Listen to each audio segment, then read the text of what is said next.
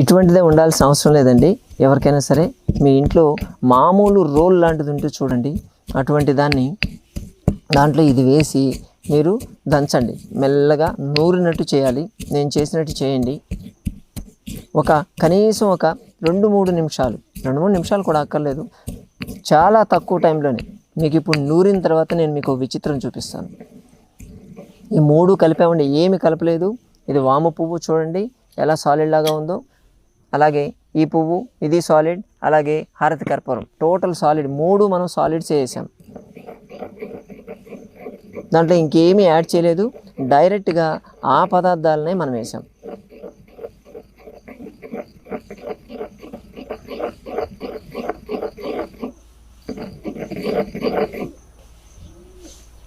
చూడండి మీకు అద్భుతం చూపిస్తాను నేను.